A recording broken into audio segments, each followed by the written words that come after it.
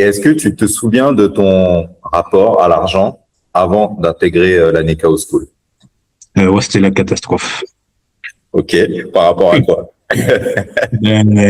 Déjà, pour gérer mon budget, le très peu de connaissances que j'avais sur l'investissement, les a priori que j'avais dessus, les idées reçues, et les barrières que j'avais par rapport à ça aussi. Ouais. Et aussi parce que je sais qu'en France, on conseillait plus souvent d'acheter des maisons que d'investir. Et au début, j'ai parti pour acheter une maison et au final, je suis tombé sur vous. Et ça a complètement pivoté ma stratégie et de plutôt investir que d'acheter une maison actuellement. Ok, mais c'est intéressant ça. Qu'est-ce qui fait que avant d'intégrer la Nekao School, tu avais pour projet d'acheter une maison? Comment est-ce que tu t'organisais par rapport à ça et qu'est-ce qui a fait que tu as décidé de changer d'avis une fois que tu nous as connus?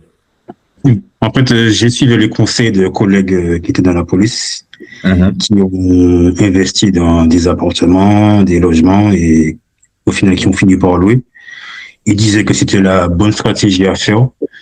Donc, j'ai voulu suivre leurs conseils, mais au final, j'ai eu le temps de tomber sur vous. J'ai suivi vos cours, vos lives. J'ai constaté que entre acheter une maison et investir, investir dans la bourse, c'est plus rentable sur le long terme que acheter une maison. Il y a moins de contraintes, on a plus de liberté aussi, donc voilà. Ok. Et du coup, est-ce que l'investissement IMO aujourd'hui, c'est quelque chose que tu as complètement mis de côté ou tu le planifies, mais pour un autre moment? Je le planifie pour notre moment. Là, parce qu'une grosse partie reste sous la bourse, la crypto, et voilà. Ok. Je tiens à le dire, c'est que quand même, on n'a pas une politique où on dit qu'il ne faut pas investir dans l'immobilier, bien au contraire. Ouais. Mais par contre, effectivement, on n'hésite pas à rappeler qu'il existe d'autres moyens d'investir. Et c'est vrai que eh bien, dans la société dans laquelle on met très souvent en avant le fait d'acheter des appartements comme si c'était le seul moyen d'investir, alors que pas du tout. Et c'est juste pas forcément toujours la première des choses à faire. Ça dépend de ta capacité financière. Ça dépend aussi de ton envie. Tout le monde n'est pas obligé d'aimer investir dans l'immobilier. Et donc, je pense que c'est ce qui a fait finalement que tu as préféré te tourner à la bourse. Est-ce que tu connaissais un peu la bourse, la crypto et le private equity, toutes ces sources d'investissement-là, est-ce que tu les connaissais avant d'intégrer la Nekao School? Je connaissais la bourse et la crypto, mais de loin. Je n'entendais pas d'actions par-ci, d'actions par-là, du BTC. Le BTC, j'ai entendu parler il y a 10 ans de ça. Et c'est un pote qui m'en a parlé, je lui ai dit que c'était un scam, et voilà. Et là, je pense que j'ai dû l'écouter il y a 10 ans, mais bon. Quand on n'a pas les connaissances, on est dans l'ignorance, donc on juge sans savoir, et c'est dommage, mais c'est comme ça. Et qu'est-ce qui a fait du coup qu'à un moment donné, tu t'es dit il faut que tu te prennes en main et que tu essayes de changer quelque chose, quoi? Ben, en fait, déjà, c'est ma compagne qui m'a parlé de vous, parce qu'elle vous avait vu sur Instagram. Et elle m'avait dit, c'était en semaine que vous faisiez un live. Et c'est lors du live que j'ai regardé que vous m'avez convaincu. Et le soir même, j'ai payé l'offre pour pouvoir avoir plus de conseils et plus de connaissances. Et depuis ce jour-là, j'ai pas arrêté d'acheter des livres qui parlent de finance, d'investissement et tout. J'en ai lu des dizaines et je regrette pas. Pas n'importe quel Neka, hein. Je tiens quand même à le dire parce que effectivement, tu es parti de loin et aujourd'hui, c'est impressionnant de voir à quel point tu t'es développé parce que tu es allé au-delà de ce qu'on était, de ce qu'on t'apprenait. Enfin, nous, on t'a initié, mais toi, tu es allé beaucoup plus loin et c'est fort. C'est vraiment beau à voir. Du coup, aujourd'hui, tu dis que tu as acheté des livres, tout ça, ça t'a ouvert à quoi en fait, le fait de découvrir ce monde-là, cet univers? Ben, maintenant, j'ai pu même conseiller des amis, leur ouvrir les yeux comme vous avez fait pour moi. Surtout sous les idées reçues par rapport aux finances, que la richesse, c'est pour que...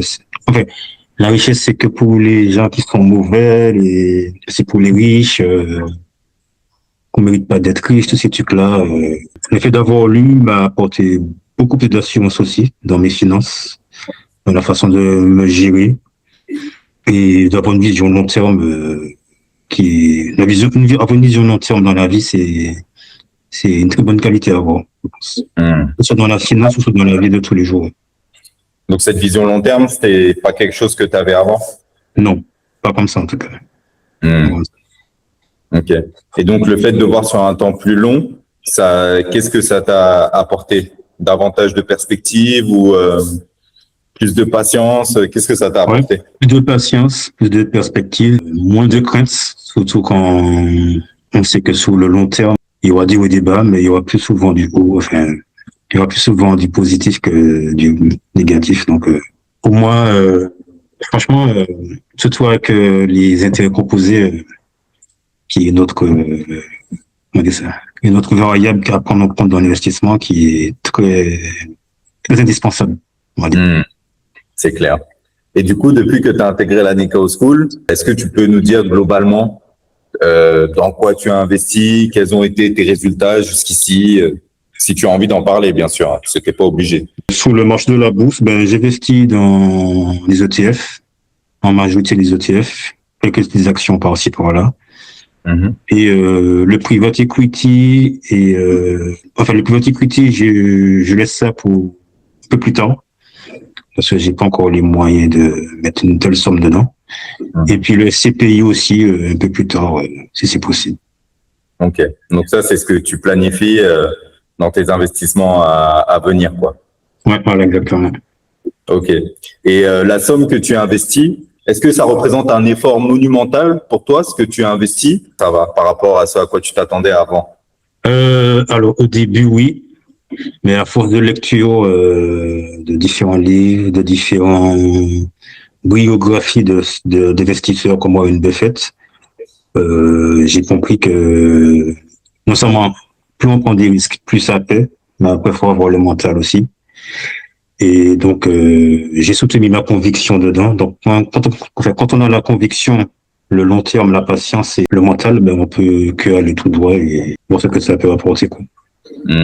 Du coup, si j'entends ce que tu dis, toi, tu es plutôt un investisseur avec un profil dynamique, c'est ça? Ouais, exactement. Qui aime prendre des risques. Est-ce que tu le savais avant de t'intéresser au monde de l'investissement ou pas? Non, je pense pas, non. Tout le contraire, je pense. Ok. J'ai pris des risques, mais sur des actifs qui ne me rapportent rien, quoi. Que des passifs, acheter des trucs en plusieurs fois qui ne me rapportent rien, alors que là, je le fais, c'est que quand je dors, ça me rapporte de l'argent sur le long terme. Ok.